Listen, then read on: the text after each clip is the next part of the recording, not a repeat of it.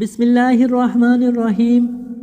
حضرت عثمان ذو النورین جو حضور اقدس صلی اللہ علیہ وسلم کے داماد اور تیسرے خلیفہ تھے اور جن کو آپ صلی اللہ علیہ وسلم نے جنتی ہونے کی بشارت دی تھی، ان کا حال یہ تھا کہ جب کسی قبر کے پاس کھڑے ہوتے تو اس قدر روتے کہ ان کی داڑھی تر ہو جاتی۔ کسی نے سوال کیا، آپ جنت اور دوزخ کے تذکرے سے نہیں روتے اور قبر کو دیکھ کر اس قدر روتے ہیں؟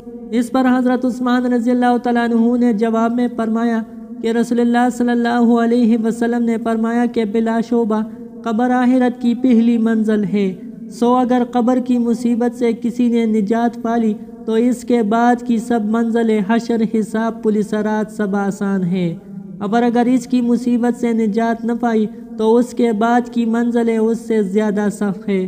اور رسول اللہ صلی اللہ علیہ وسلم نے یہ بھی فرمایا کہ قبر سے برا اور مصیبت والا منظر میں نے کوئی نہیں دیکھا۔ قبر بڑی مصیبت کی جگہ ہے، اللہ جس پر رحم فرمائے بس اس کی خیریت ہے۔ جب حضرت عثمان رضی اللہ تعالیٰ عنہ روتے روتے اپنے داڑھی مبارک آنسو سے تر کر لیتے تھے تو ہم کو قبر کو یاد کر کے کتنا رونا چاہیے۔ حضرت عائشہ رضی اللہ تعالیٰ عنہ فرماتی ہے کہ میرے پاس ایک یہودی عورت آئی اور اس نے مجھ سے کہا، اللہ تجھے عذاب قبر سے پناہ میں رکھے۔ میں نے محمد صلی اللہ علیہ وسلم سے سوال کیا کہ کیا قبر میں عذاب ہوتا ہے؟ آپ صلی اللہ علیہ وسلم نے فرمایا، ہاں، عذاب قبر حق ہے۔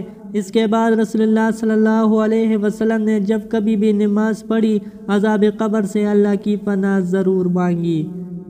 دعا کیجئے، یا اللہ ہمارے تمام معاملات اپنی رضا کے مطابق فرما دیجئے اور ہمیں ہر وقت اپنا معاملہ اپنے ساتھ اور اپنے بندوں کے ساتھ صحیح رکھنے کی توفیق عطا فرمائے۔